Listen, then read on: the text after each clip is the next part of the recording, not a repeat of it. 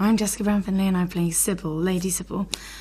She's the youngest of the three sisters at this house, and she's 17, and she's sort of, I think, only just started to come out of sort of education, so to speak, and you know, now she's at the dinner table with the rest of the family and all that kind of thing, starting to attempt to behave like a lady and things like that and grow up, I think. She's really kind, and because of the dynamic of the other two sisters, she's a bit of a peacemaker between the two of them. I'm Rose Leslie, and I'm playing Gwen, who is under housemate, and she's very, very close to Anna. We are like sisters, so we are kind of like the two housemaids, like the main sort of like two housemaids below stairs.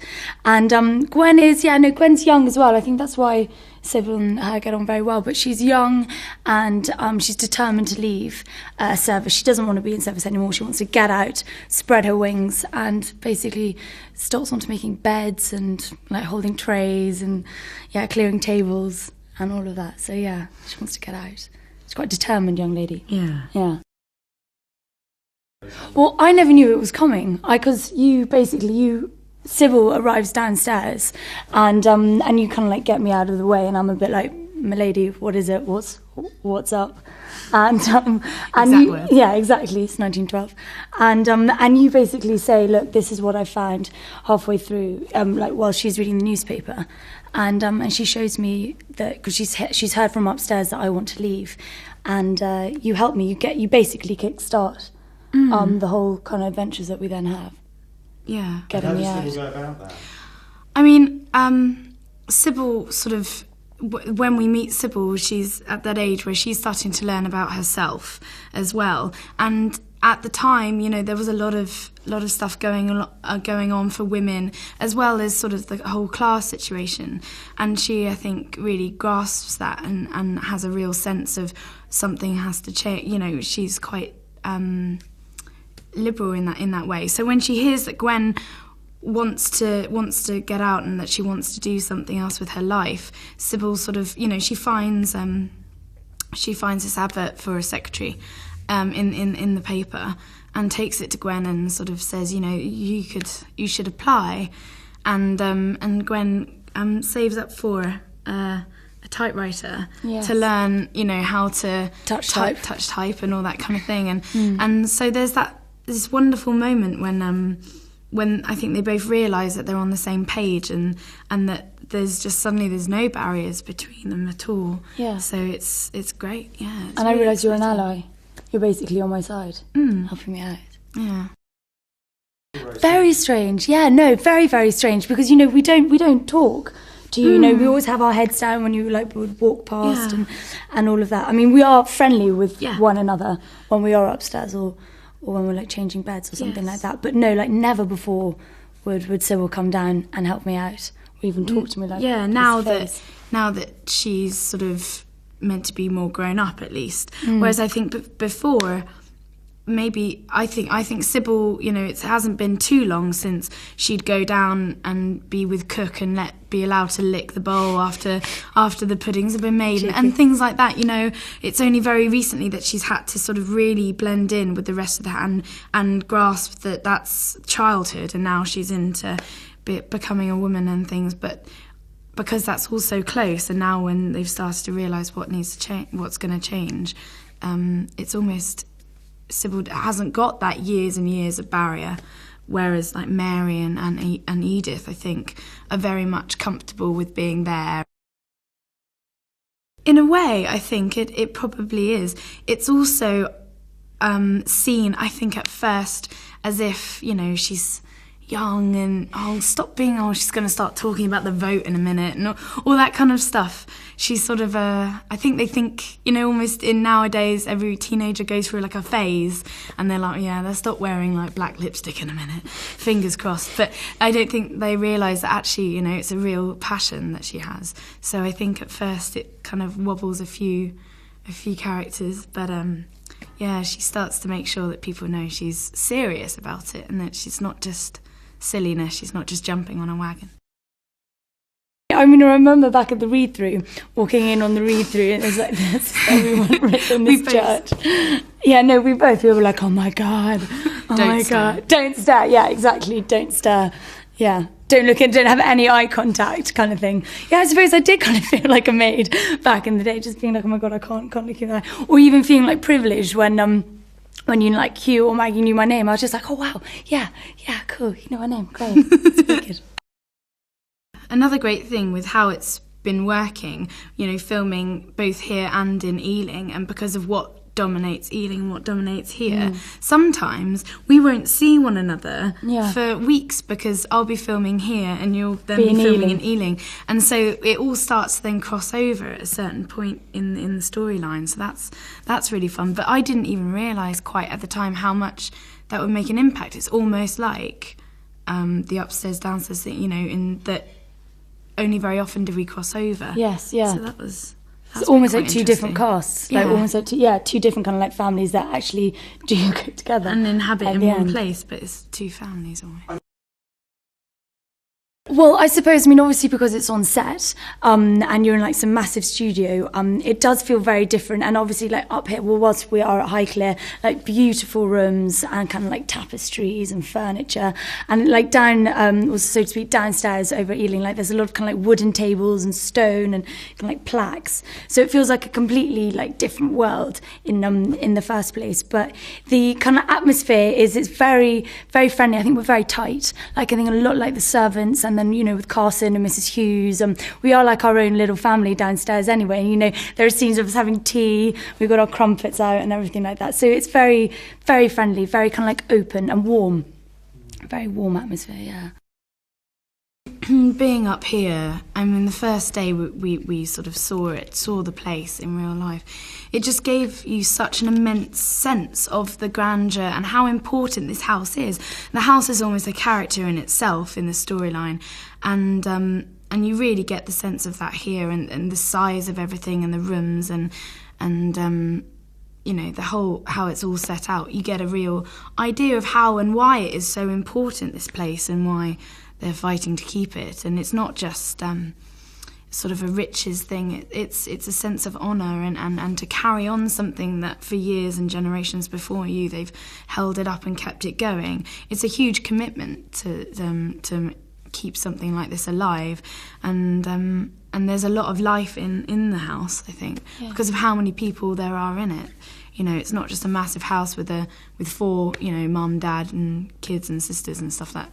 It's you know, so many people keep it going. I mean, the first time I met Alistair Bruce was when we had a rehearsal day at Ealing, and we sort of sat down at this table, and he spoke to us for about an hour about the history of sort of aristocracy and how an earl becomes an earl and a lord becomes, you know, all these kind of things, and a duke and so on and so forth. And that in itself was a great thing, because you suddenly got the weight of this issue, and you did understand why it meant so much.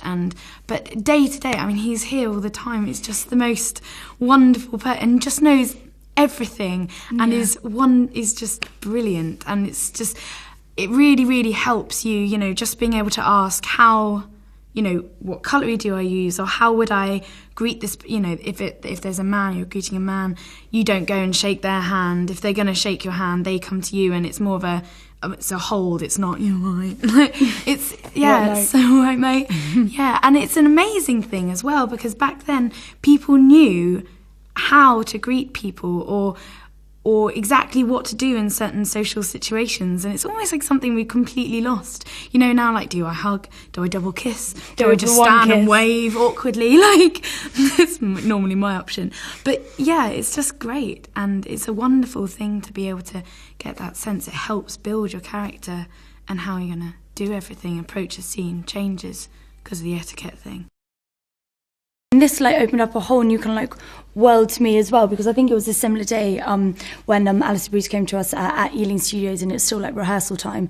And he sat the whole of downstairs cast like around this like big wooden table, and he was telling us how to like hold trays properly, and then obviously how to like set a table, and you'd never have like candlesticks. And I got to get this right, but like candlesticks in the middle, and all of this, and you just think, oh my God, I had no idea that so much of this, and you've got to get it right. So much of this kind of went on. And, we asked things as in, like, would we carry, like, linen in a particular way, or, and there were one times with even with the aprons that we're wearing here, like, even with the embroidery, like, it differs for the kind of status that you are even below stairs. Mm-hmm. So, like, Daisy would never wear one. Yeah. Like, Daisy would never wear one. No. It's amazing. And the best thing, I think, that he managed to get across really, really early on was talking about the connection between the two sort of levels of the house, the upstairs and downstairs, in the sense that whilst they're separate, they're totally combined and rely on each other completely. Because without a family of stature, servants don't have anything to, being able to support. The greater the household, the more pride they had. At the same time, we couldn't get on with anything that we need to do or whatever. It can't be seen in the way that we were expected to be without everyone else. And it's such a amazing bond. Connection bond. Yeah. So, and that there isn't that never notice anyone, never talk to them, never acknowledge anything. And that's, I think, one of the best things about the script is that it gets that has that combination. Because that was one of the first things that Alistair said. He was like, you never not like recognise, like a servant, like when they're coming up and down the stairs or something like that. It's never kind of like, oh, they're never there. It's always, it is friendly. It's like above the head and carry on or something like that. And all this like curtsying. There's not so much curtsying going on, apparently. Yeah. But yeah.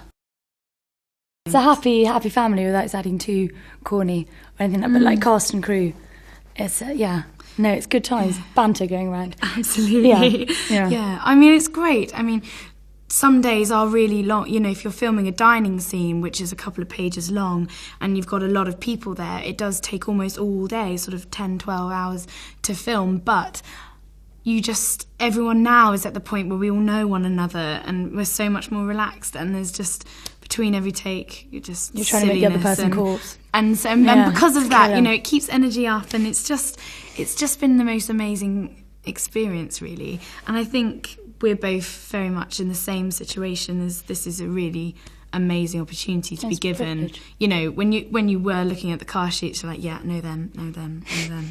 Who? And then you see your line, you're like, no one knows my name. It's amazing. And then to get past that point, you're just learning all the time as well. Constant line learning, but also off everyone else that's here. It's brilliant. Yeah. It's just the best. And kind of picking up techniques from the person who you're acting with as well. Best lessons you could learn. Yeah, no, definitely. And also some funny ones and some stories. Yeah, no, it's good. It was quite overwhelming. I think even though this sounds slightly ridiculous, it was the first time that I really, really realised, wow, this job and also this story, it's so epic and beautiful. And the building just gave a real sense of why this whole issue that runs throughout the series is so important. So important to the characters, and everyone cares about it so much. Like I said, it is like this house is a character within itself, and it's the one that everyone is combined in. This is a world for everyone, and you just totally understood that the minute you saw the building. I mean, it's not a bed set. No, it's pretty in big. A word. It's just beautiful and it's magnificent. Yeah, but it's sort of appropriately imposing as well. You're in there and you really get all the pictures hanging on the wall. There's a real sense of history in the place, and that's of course why it's so important. All these ancestors and generations have taken care of the house. But yeah, seeing it for the first time is just rather overwhelming. Yeah. Similar to Jessica, I was completely blown away. How can you not be? Like, literally, that driveway is just so beautiful, and you just go gawp. You're kind of like, whoa. It's just huge, but like amazing, absolutely amazing. Because of course, yeah, like Gwen's, like, she's a daughter's farmer, like her father's a farmer, and so yeah, it's a whole completely different world for her. Yeah, amazing. I mean, when I read the script, you do read quite a lot of things all the time, and sometimes you just read something that you just forget if you're going to be late for something. You're just like, I don't care, I have to read this. And it was just so well written for all the characters that feature in the series. Everyone is so well written, and they're so human, they're so real, and they experience and think and do things that are totally relatable. It's not that period drama where you watch and go, oh, wasn't it interesting back then? Like, no one did that, or whatever. Of course, people fell in love and had heartbreak and felt all the things that we feel now. It's almost silly to think otherwise, but it was so refreshing to read something like that. And also, personally, as my character, sometimes when you watch sort of period dramas, they can feel as if they're not modern in that way, but that for me wasn't the case at all. I could really see that he'd gone into a detail, with building up a character who could blossom into the next stage of what the century became, and so that was really exciting. It's just even the tiniest roles, silently, like, brilliant. It's you also have to have a good sense of responsibility for your character, because there are so many people there. You have to know who you are, and just be confident enough to do it within a scene. Even if you have no lines, even if there's 20 people there, you have to be there, but it's all on the page. He comes and goes. I know that he was on set yesterday. I know that he was there, but he's been to Ealing a couple of times, and to kind of like see what we get up to, and that's always good fun. And it's great though, because I remember he was saying that it was so interesting to see both sides of the world, of this particular world, see both kind of like families, so to speak, come together and really come alive, because the scenes are just every single scene, so detailed and fantastic, and you can really get your teeth into it, And that's great about Gwen and Sybil, because they are these kind of, up and coming, women fighting for our rights kind of thing. And yeah, no, it's great. No, I do feel that he completely writes, for Downstairs, and like even the language and everything like that, with it being northern, and he gets it spot on. He really, really does. Things like pace change depending on who, whether you're upstairs or downstairs, yes, and things like that. And also just what was really great, and what I've really found since we've actually been filming, is there'll be a scene, for example, with the three sisters in Mary's bedroom, but there'll be, a door open and a maid will cross over, and it's that, real sense that it's a working house. It's busy. And, it's busy, and just because there's a scene going on in this little room talking about whatever they're going on about, probably boys, there's a whole other world going on that keeps happening, and then mum will walk in or something. It's not that... it's never ending. It's never ending. Stop. Constant, movement, flow through the house. Yeah, that's really cool. At first we sort of started Sybil quite young, still in little shirts and skirts and things, a bit sort of shorter hemlines and stuff, just because she's younger, and we obviously see her at dinner in dresses and things like that, but slowly as things go through, there's a scene where they're all getting dressed and she's just like, oh, my corset is so uncomfortable. And, it's something that you don't hear very often, that they state, this isn't comfy. This is not, a natural thing to be wearing, almost. And she starts to, build up the argument, but, well, men don't wear them, and they look normal, so why can't women? And she is given the opportunity. Her mother allows her to go to a fitting on her own and decide for the first time. Now she's a bit older, what she'd like to wear for a special occasion. And she shocks everyone by jumping into the room in a pair of what in those days were like trousers, so sort of that harem shape trousers, and it literally, I can see Violet just falling on the floor, like passing out. Everyone's really shocked, but it's that's really exciting as well, to go on that journey, and just tiny details that Suzanne has managed to do. Like, for example, Sybil's shoes are quite often a fair bit lower with a thicker heel, and she's just tiny details which build into this eventual sort of far more visual rebellion against what she's expected to be and how she's expected to dress. And that's really fun, because you never see that on TV. You know, this transition stage, it either jumps from sort of Jane Austen to suddenly like post Second World War. This, like, this whole gap, a massive amount of history obviously in between those two times. But this 1912, just before the war starts, just before everything changed so much, it's great to be able to see. And the costumes are so particular. They're so great.